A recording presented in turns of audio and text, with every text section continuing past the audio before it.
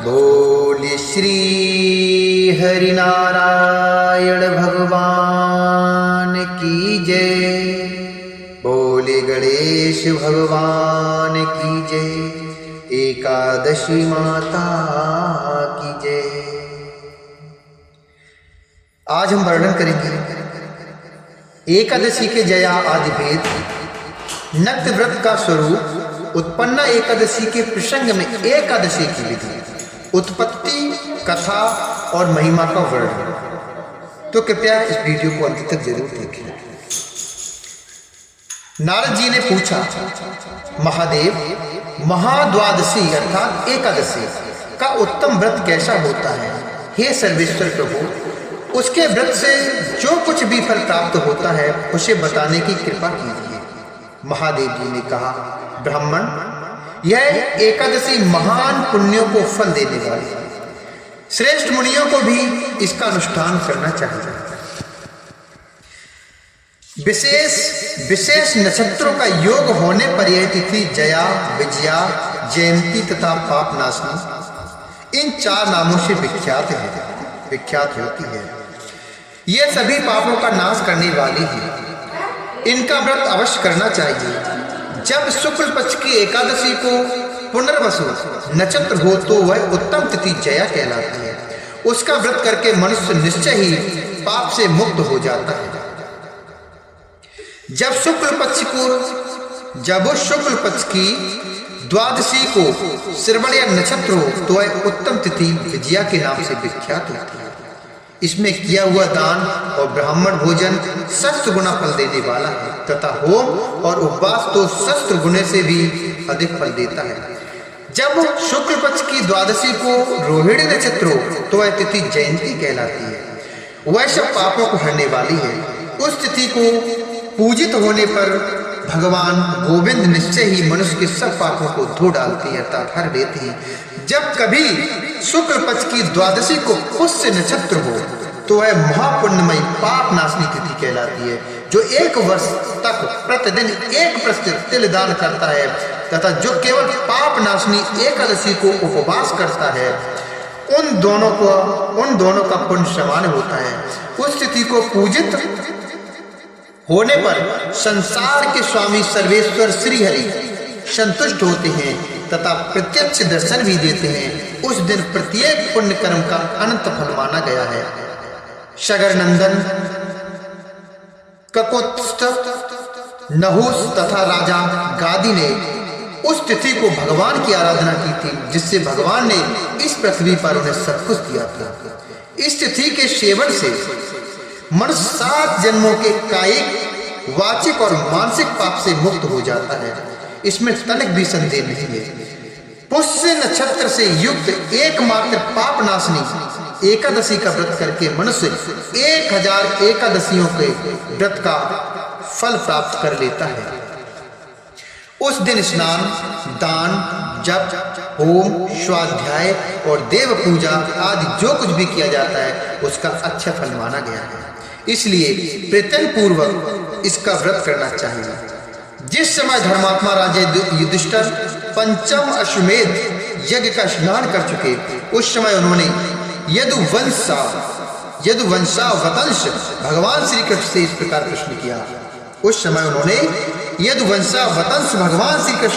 किया। युधिष्ठिर बोले, हे प्रभु, नक्त व्रत तथा एक भुक्त व्रत का पुण्य एवं फल क्या है? हे जनार्दन, यह सब मुझे बताने की कृपा करें। तब भगवान श्री हरि ने कहा, हे कुंती नंदन, हेमंत ऋतु में जब परम कल्याणमयी मार्ग शीर्ष मास आए तब उसके कृष्ण पक्ष की द्वादशी तिथि को उपवास अर्थात व्रत करना चाहिए। उसकी विधि इस प्रकार है। दृढ़ता पूर्वक उत्तम व्रत का पालन करने वाला शुद्ध चित्त पुरुष दशमी को सदा एक भुक्त रहे अथवा शौच, संतोष आदि नियमों के पालन पूर्वक नक्त व्रत के स्वरूप को जानकर उसके अनुसार एक बार भोजन करे। दिन के 8वें भाग में जब सूर्य का तेज मंद पड़ जाता है उसे नक्त जानना चाहिए। रात को भोजन करना नक्त नहीं है। गृहस्थ के लिए तारों को ग्रस्त के लिए तारों के दिखाई देने पर नक्त भोजन का विधान है और सन्यासी के लिए दिन के 8वें भाग में, क्योंकि उसके लिए रात में भोजन का निषेध है। कुंती नंदन, दशमी की रात व्यतीत होने पर एकादशी को प्रातः काल व्रत करने वाला पुरुष व्रत का नियम ग्रहण करे और सवेरे तथा मध्याह्न को पवित्रता के लिए स्नान करे। कुएं का स्नान निम्न श्रेणी का है। बावली में स्नान करना मध्यम, पोखरे में उत्तम तथा नदी में उससे भी उत्तम माना गया है। जहाँ जल में खड़ा होने पर जल जंतुओं को पीड़ा होती हो, वहां स्नान करने पर पाप और पुण्य बराबर होता है। यदि जल को छानकर शुद्ध कर ले तो घर पर भी स्नान करना उत्तम माना गया है। इसलिए हे पांडव श्रेष्ठ, घर पर उक्त विधि से स्नान करे। स्नान के पहले निम्नांकित मंत्र को पढ़कर शरीर में मृतिका लगाए, अर्थात मिट्टी लगा ले। फिर इस मंत्र को बोले।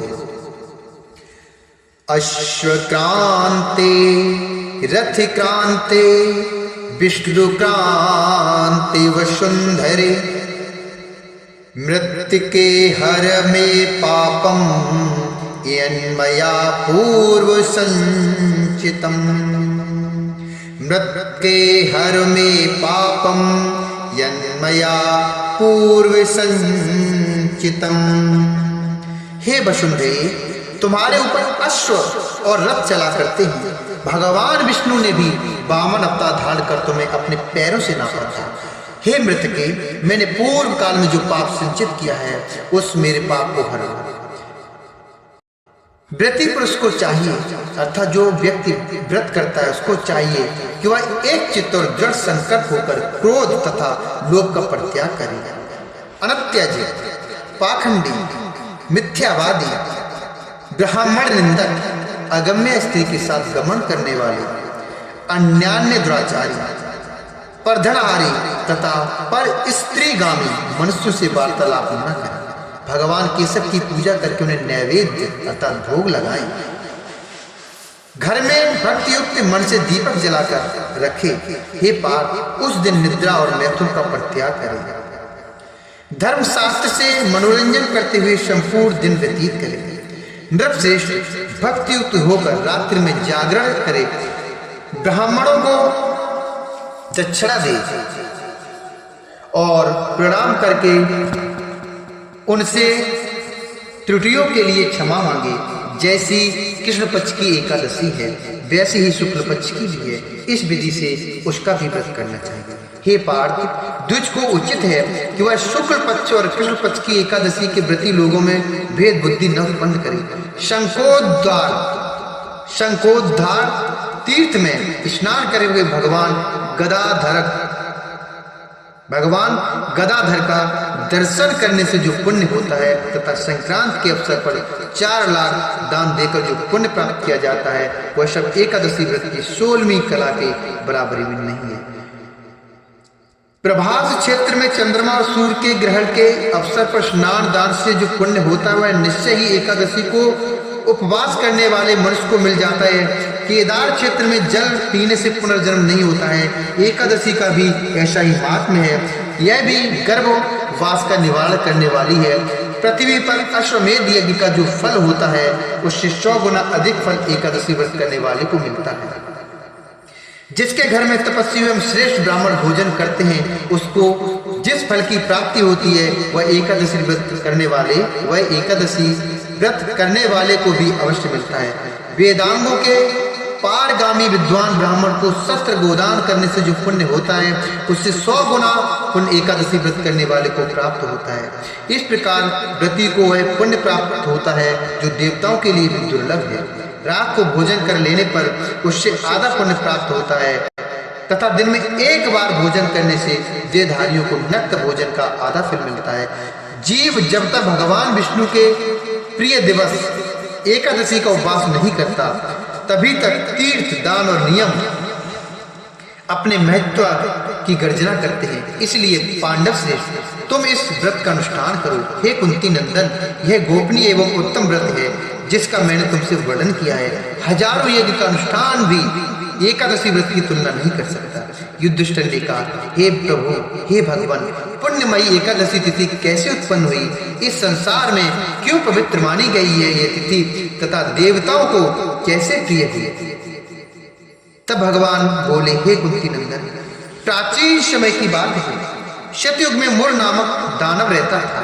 वह बड़ा ही अद्भुत, अत्यंत रौद्र तथा संपूर्ण देवताओं के लिए भयंकर था। उस काल रूपधारी दुरात्मा महासुर ने इंद्र को भी जीत लिया था। संपूर्ण देवता उससे परास्त होकर स्वर्गलोक से निकाले जा चुके थे और शंकित तथा भयभीत होकर पृथ्वी पर विचरा करते थे। एक दिन सब देवता महादेव जी के पास गए। वह इंद्र ने भगवान शिव के आगे सारा हाल कह सुनाया।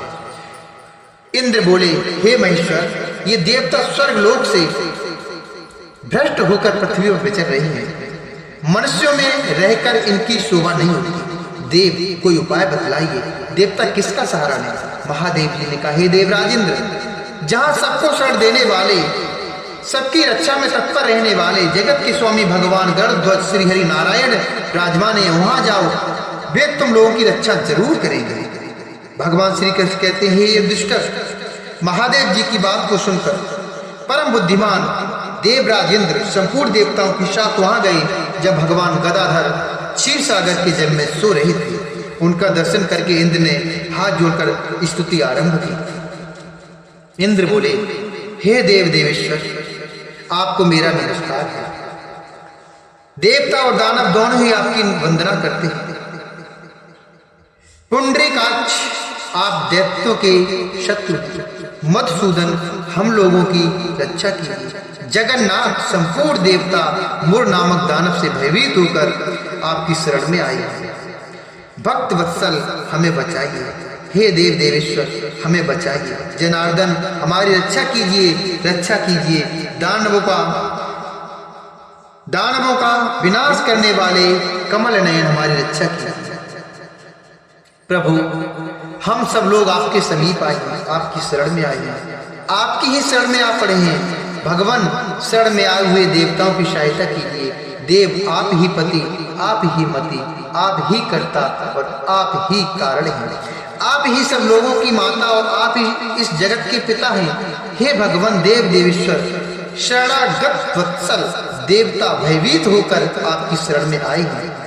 प्रभु, अत्यंत उग्र स्वभाव वाले महाबली मुर नामक दैत्य ने संपूर्ण देवताओं को जीतकर स्वर्ग से निकाल दिया है।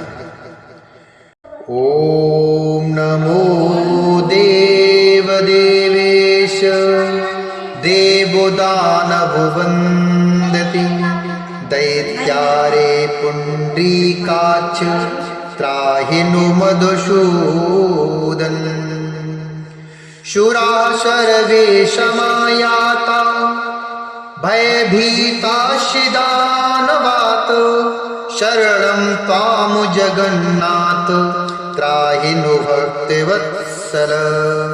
त्राहि नो देव देवेश, त्राहि त्राहि जनार्दन, त्राहि वै पुंडरीकाक्ष, दानवानां विनाशक। त्वत्समीपं गतः सर्वे त्वामेव शरणं प्रभो, शरणागत देवानां साहाय्यं कुरु वै प्रभो। त्वं पतयस्तव मतिर्देव, त्वं कर्ता त्वं च कारणं, त्वं माता सर्वलोकानां, त्वमेव जगतः पिता। भगवन् देव देवेश, शरणागत वत्सल, शरणं तव चायाता, भयभीतश्च देवतः। देवता निर्जितः सर्वः, स्वर्गभ्रष्टः कृतविभु, अत्युग्रेण हि दैत्येन मुरनाम्ना महोजसा, मुरनाम्ना महोजसा। इंद्र की बात को सुनकर भगवान विष्णु बोले, हे देवराज, वह दानव कैसा है उसका रूप और बल कैसा है तथा उस दुष्ट के रहने का स्थान कहाँ है। तब इंद्र बोले, हे देवेश्वर, पूर्व काल में ब्रह्मा जी के वंश में तालजंग नामक एक महान असुर उत्पन्न हुआ था, जो अत्यंत भयंकर था।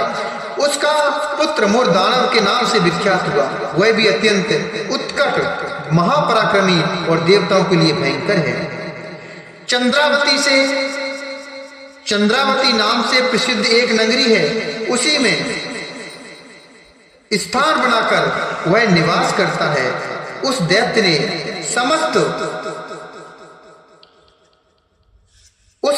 समस्त देवताओं को परास्त करके स्वर्गलोक से बाहर कर दिया है। उसने एक दूसरे ही इंद्र को स्वर्ग के सिंहासन पर बैठाया है। अग्नि, चंद्रमा, सूर्य, वायु तथा वरुण भी उसने दूसरे ही बनाए हैं। हे जनार्दन, मैं सच्ची बात बता रहा हूँ, उसने सब कोई दूसरे ही कर लिए हैं। देवताओं को तो उसने प्रत्येक स्थान से वंचित कर दिया था। देवताओं को तो उसने प्रत्येक स्थान से ही वंचित कर दिया है। इंद्र का कथन सुनकर भगवान जनार्दन को बड़ा क्रोध आया। वे देवताओं को साथ लेकर चंद्रावतीपुरी में गए। देवताओं ने देखा दैत्यराज बारंबार गर्जना कर रहा है। उससे परास्त होकर संपूर्ण देवता दसों दिशाओं में भाग गए।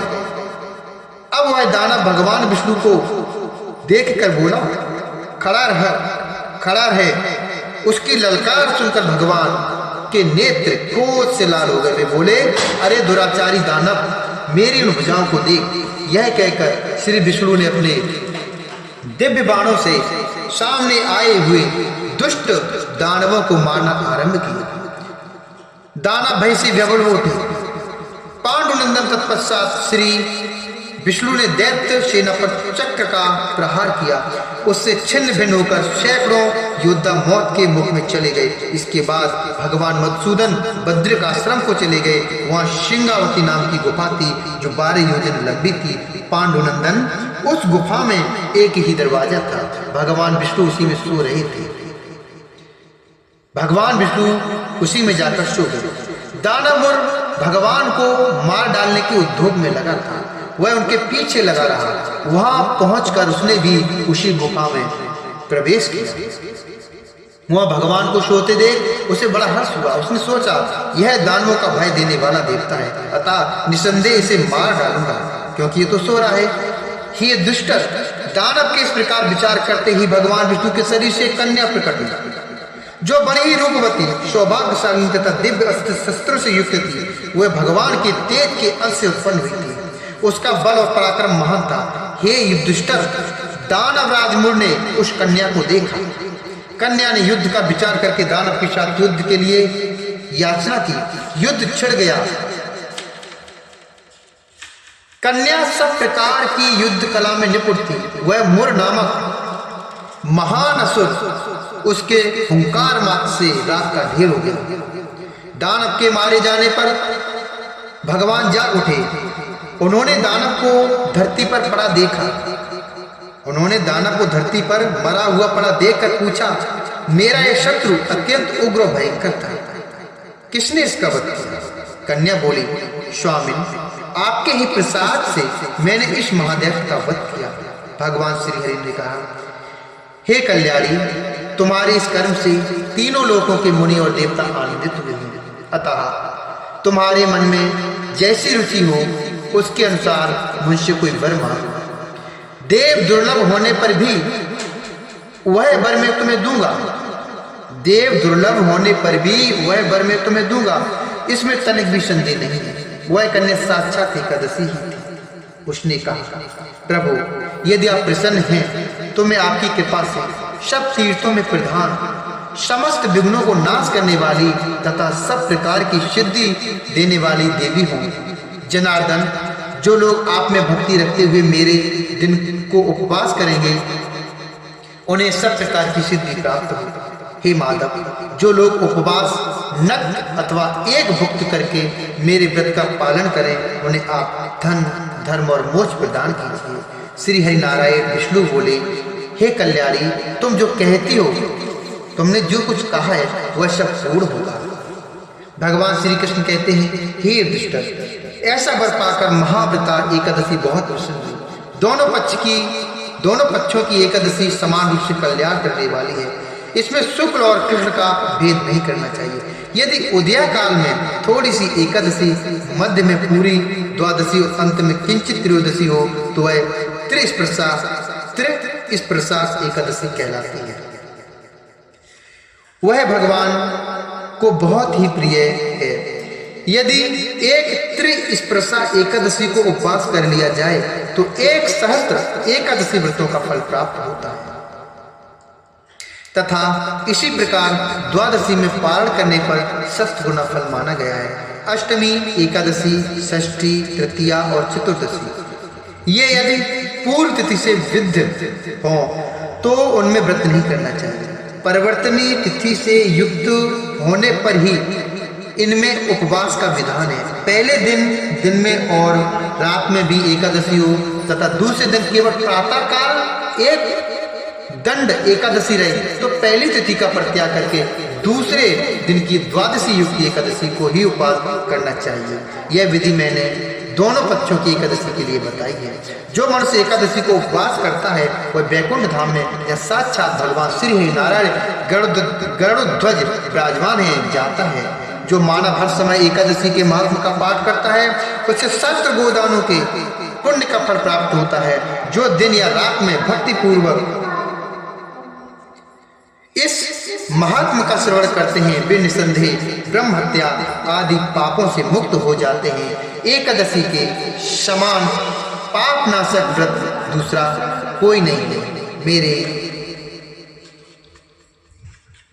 बोलिए श्री हरि नारायण भगवान की जय। बोलिए एकादशी माता की जय।